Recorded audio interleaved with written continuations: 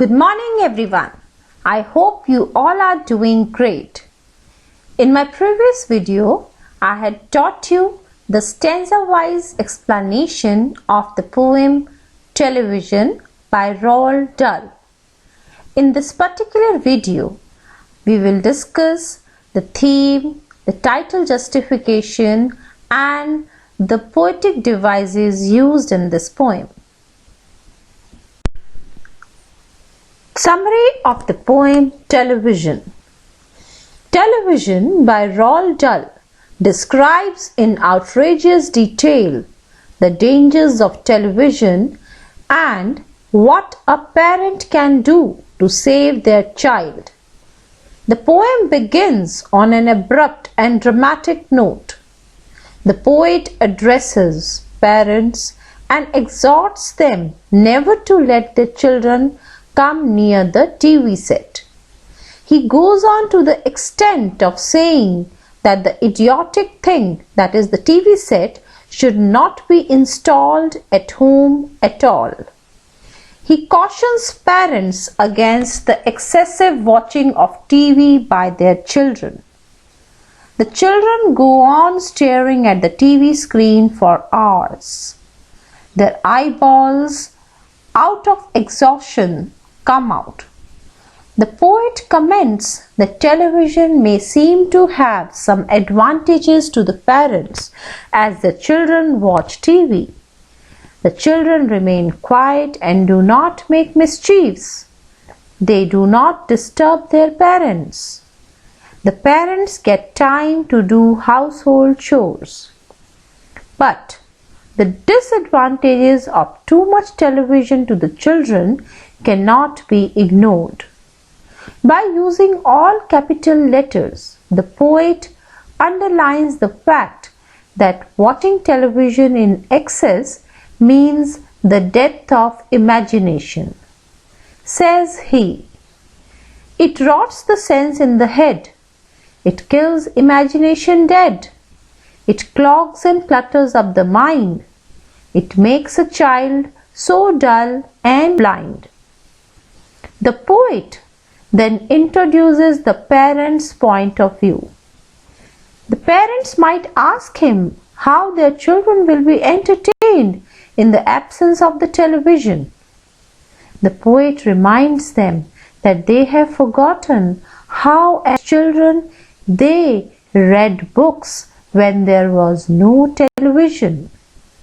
In the past, books were a good source of entertainment. Then he refers to several books of adventure and fantasy used to be read in the past by the children. The children were fascinated by fine fantastic tales of dragons, gypsies, queens, whales and smugglers. So, the poet appeals to parents to throw the TV set away and install in its place a bookshelf on the wall.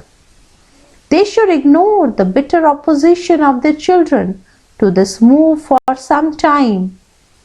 Eventually, the children will have no choice but to turn to the books, and surely but slowly they would start books and soon realize the uselessness of the ridiculous machine called television. Gradually, the children would consider this ridiculous machine nauseating, foul and unclean. The television will appear repulsive to them. Once the change is made, they will thank their parents and love them more. Justification of title. The title of the poem Television is very relevant and appropriate as the poem deals with various aspects connected with television. It is an earnest appeal to parents to wean their children from watching television to reading of books. In their craze for the idiot box, children have lost their innocence. Dull exhorts the parents not to allow their children to watch television. He enumerates several ill effects of watching television. Then he proceeds to count the several benefits of reading books. He argues in favor of reading books. He looks upon television as the idiot box, as a monster, and as a ridiculous machine, and dubs it as nauseating, foul, unclean, and repulsive.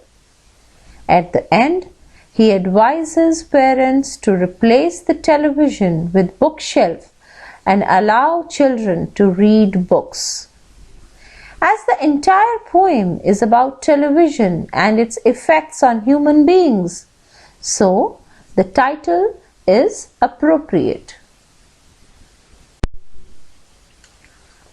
There are three major themes of the poem Television. The first is watching television. The poet describes the television set as the idiot box out of his aversion to it. Those who continue to watch television are in fact involved in a passive process. They are not actively engaged with the stuff that they watch. They receive and accept it as it is. This is contrary to what happens when we read something interesting.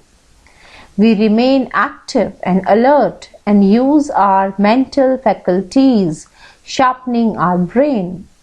No wonder Dull prefers reading books to watching television. The second theme is the death of imagination. Dull was primarily a story writer and a thinker. He wrote stories for children with the view to inducing them to imagine those things which they cannot see, feel, or touch. This is possible only if children are possessed of keen imagination. He was distressed to find that children who begin to prefer television watching to reading of books accept only the things which are visible. They no longer want to enter the world of fantasy. Dull rightly thinks that television has pronounced the death of imagination, which is essential for creativity. In this sense, he was far ahead of his time in warning the parents against too much television watching by the young ones. The third theme is habit of reading. An important theme of the poem is that reading books is a very useful activity for the children. It must be encouraged by the parents by replacing the television with lots of books. Dull wants the children to read whatever interests them. Once they have begun to read books, they will simply wonder why they have wasted a lot of time in watching the idiot box, that is, the television. Poetic devices used in the poem.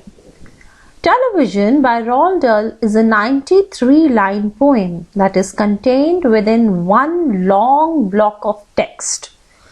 Dahl chose to give this poem an AABBCCDD pattern of rhyme, with the exception in lines 31, 32 and 33. Some of the end words are more perfectly rhymed than others, and some, such as those in lines 17 and 18, are almost identical. The poetic devices in the poems are simile. In the line, his brain becomes as soft as cheese, the poet uses a simile. Brain is compared to cheese for its softness after watching TV. The next is metaphor. Until they are absolutely drunk. Now here, children's minds filled with the images and stories of a virtual world are compared to a drunk man's imaginary world is an apt metaphor here. The next is consonance and alliteration. Consonance is repetition of consonant sound in nearby words. And alliteration is a type of consonance. It is the repetition of consonant sounds in the beginning of the nearby words. Example of the alliterations here are "and pirates wearing purple pants." Here the repetition of the consonant sound P is there. And in the next is "just how the camel got his hump." Here the repetition of H. Example of other consonants are "it makes a child so dull and blind." So repetition of L and D sound. "He can no longer understand." The sound N is repeated. Sibilance. Sibilance is a kind of consonance where S sound is repeated, making a hissing tone.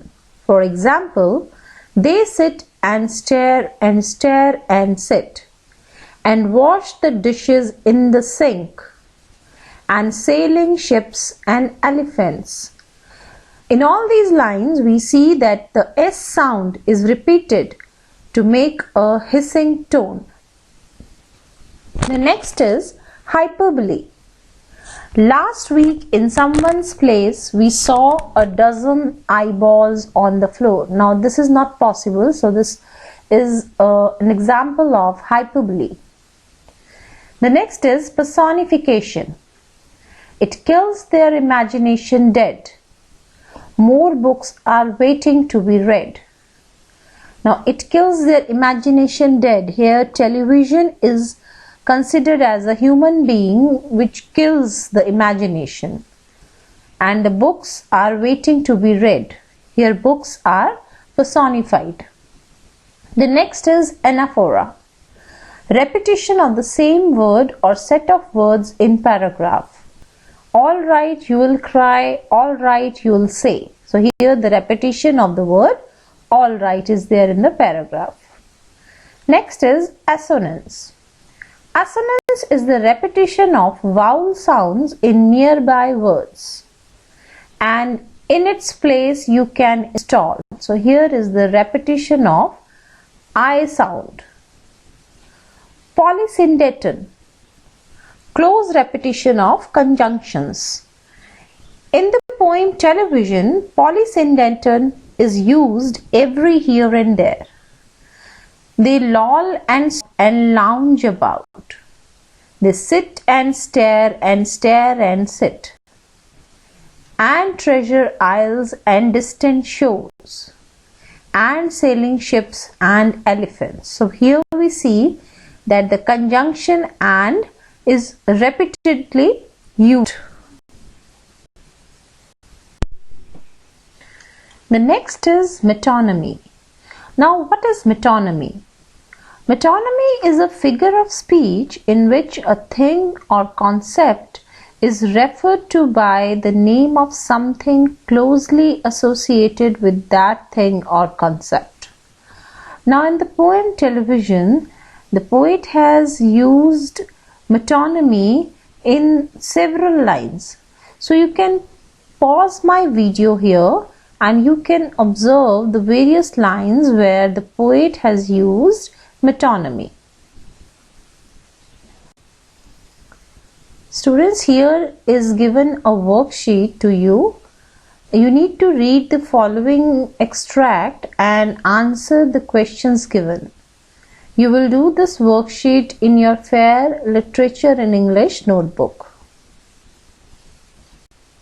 Thank you, my dear students. Stay safe, stay healthy, and God bless you.